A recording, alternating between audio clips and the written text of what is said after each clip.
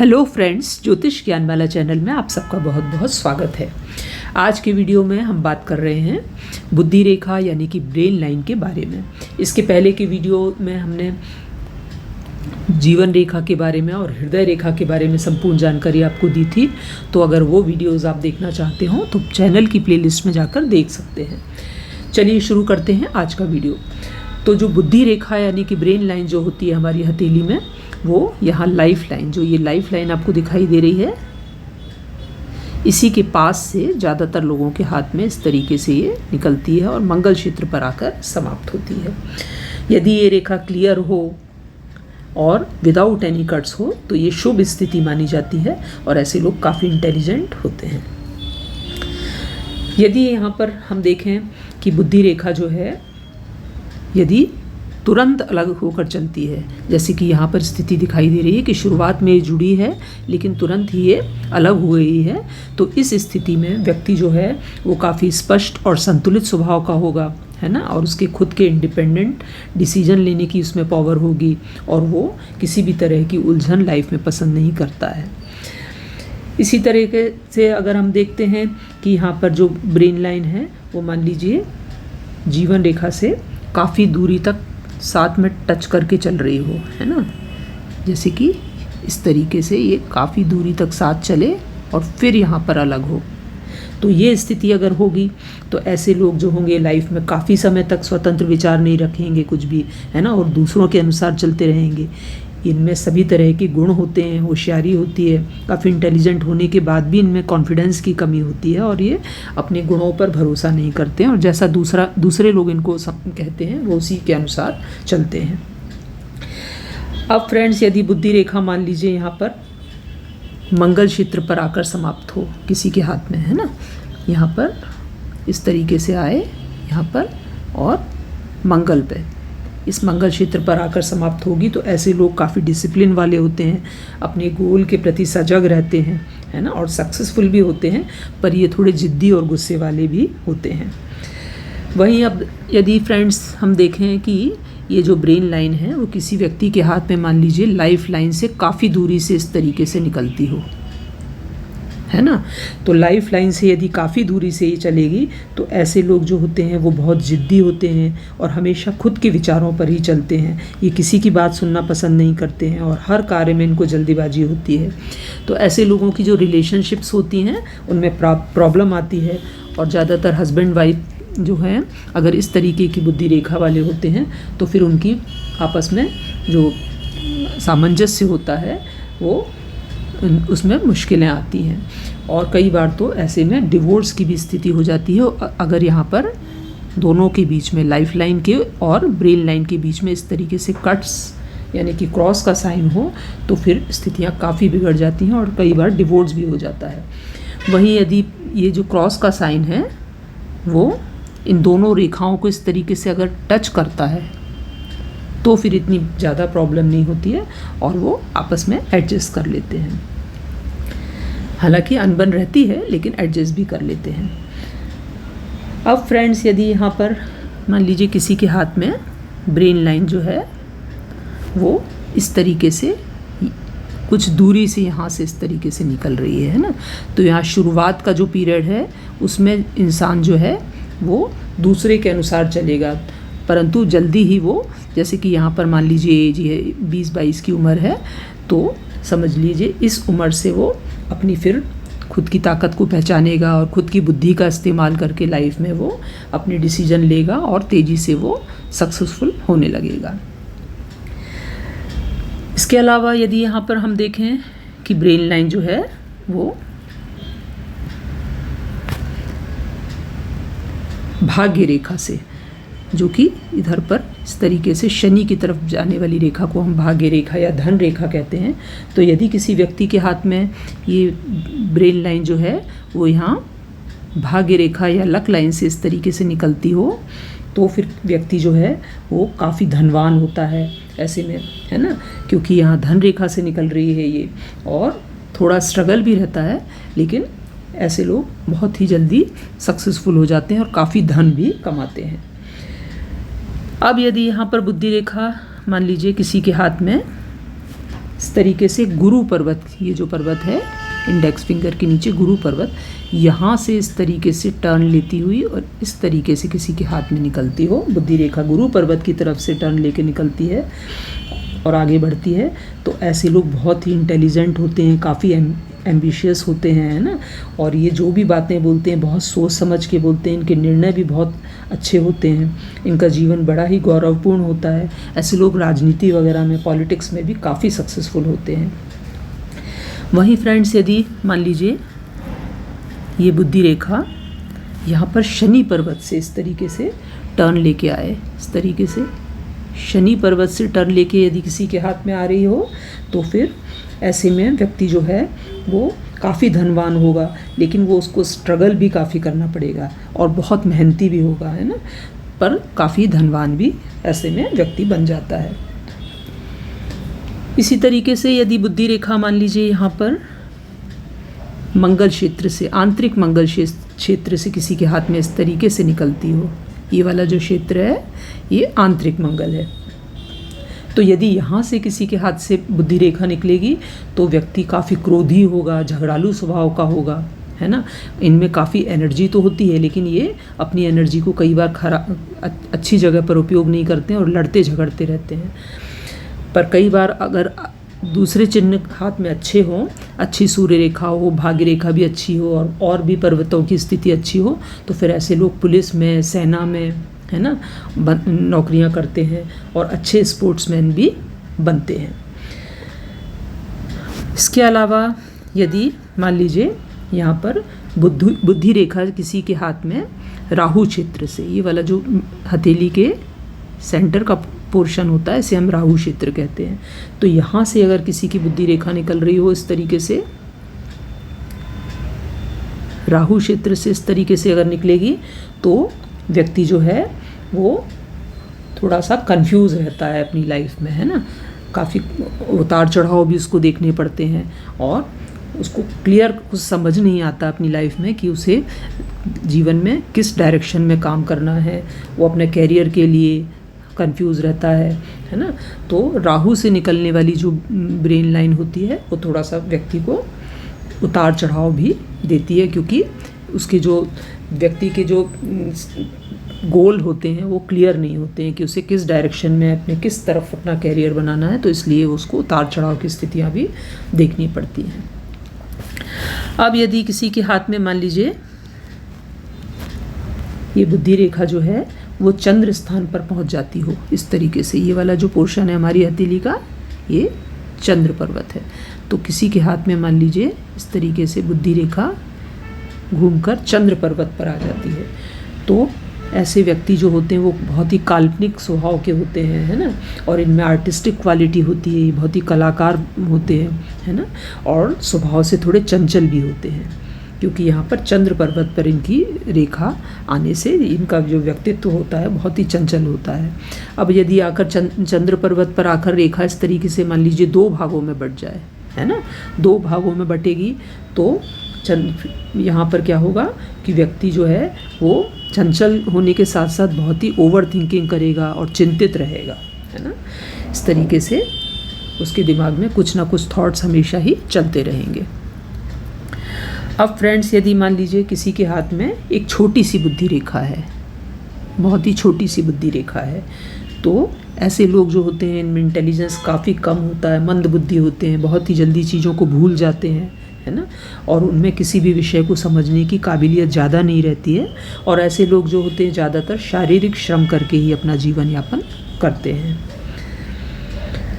इसी तरीके से यदि मान लीजिए किसी के हाथ में ये बुद्धि रेखा या ब्रेन लाइन जो है बहुत सारे पोर्शन में इस तरीके से बढ़ जाए, मान लीजिए, है ना, काफ़ी सारे पोर्शन में अगर बढ़ जाती है तो ये भी अच्छी स्थिति नहीं मानी जाती है। ऐसे में व्यक्ति कई तरीके के विचार से परेशान रहता है और उसका जो ध्यान है वो एक तरफ नहीं अपना एकाग्र कर पाता है और कई तरीके के विचार उसके दिमाग में चलते रहते हैं और इसलिए वो कोई भी एक गोल से सेट नहीं कर पाता है।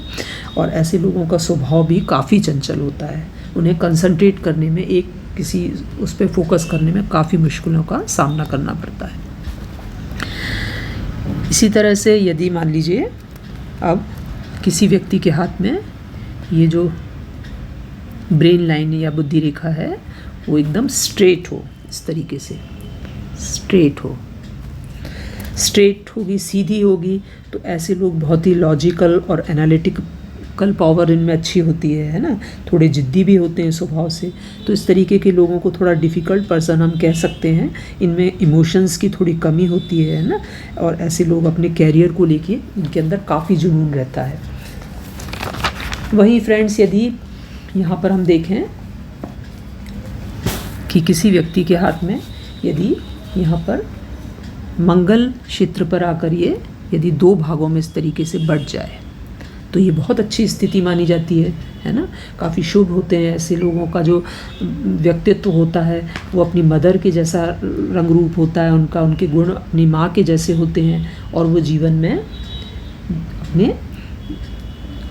अच्छे डिसीजन लेके और काफ़ी सक्सेसफुल बनते हैं और सही रास्ते पर वो चलते हैं। अपनी बुद्धि का प्रयोग जो है वो सही रास्ते पर चल के करते हैं। इसी तरीके से अब मान लीजिए यहाँ पर किसी व्यक्ति के हाथ में बुद्धि रेखा से एक ब्रांच यहाँ पर गुरु पर्वत पर निकल जाए, इस तरीके से ये गुरु पर्वत इंडेक्स फिंगर के नीचे इस तरफ चली जाएगी यदि कोई ब्रांच, तो ऐसे व्यक्ति जो होते हैं बहुत ही गौरवशाली जीवन जीते हैं। ये सत्कर्मी होते हैं, अपने कैरियर के लिए भी बहुत एम्बिशियस होते हैं और इन्हें जीवन में सब कुछ प्राप्त होता है। ये बहुत ही सज्जन पुरुष होते हैं। इसी की बजाय यदि यहाँ जो ब्रांच है ये शनि पर्वत की तरफ आ जाए, बुद्धि रेखा से एक ब्रांच यहाँ शनि पर इस तरीके से आ जाएगी, तो व्यक्ति जो होगा वो धनवान भी होगा और आयुवान भी होगा, क्योंकि शनि जो है वो धन का भी कारक है और हमारी आयु का भी कारक है, तो उसे अच्छी आयु और धन दोनों प्राप्त होंगे, परंतु उसकी लाइफ में थोड़ा स्ट्रगल भी रहेगा, है ना, और काफ़ी वो हार्ड वर्किंग भी होगा। वही फ्रेंड्स, यदि यहाँ पर ब्रांच जो है वो यहाँ मान लीजिए सूर्य पर्वत पर एक ब्रांच इस तरीके से निकलेगी, तो ऐसे लोग काफ़ी उच्च पद पर होते हैं ना, ये अच्छे पॉलिटिशियन बनते हैं और काफ़ी मान सम्मान कमाते हैं। वहीं यदि ये मान लीजिए ब्रांच जो है वो बुध पर्वत पर छोटी उंगली के नीचे, यहाँ पर अगर कोई ब्रांच निकलेगी तो ऐसे व्यक्ति जो होते हैं वो बड़े बड़े बिजनेसमैन होते हैं। इनमें बोलने की कला काफ़ी अच्छी होती है, अच्छा कम्युनिकेशन स्किल इनका होता है ना। सेल्स एंड मार्केटिंग में भी इस तरीके के लोग अपना काम करते हैं, क्योंकि वहाँ पर भी कम्युनिकेशन का काफ़ी काम होता है। तो इस तरीके से ये बुद्धि का जो यहाँ पर हम देखते हैं कि बुद्धि रेखा अगर यहाँ पर बुध पर्वत पर जाती है तो लोग काफ़ी बड़े बड़े व्यापारी या बिजनेसमैन बनते हैं। अब फ्रेंड्स, यहाँ पर यदि मान लीजिए जो बुद्धि रेखा है वो सीधे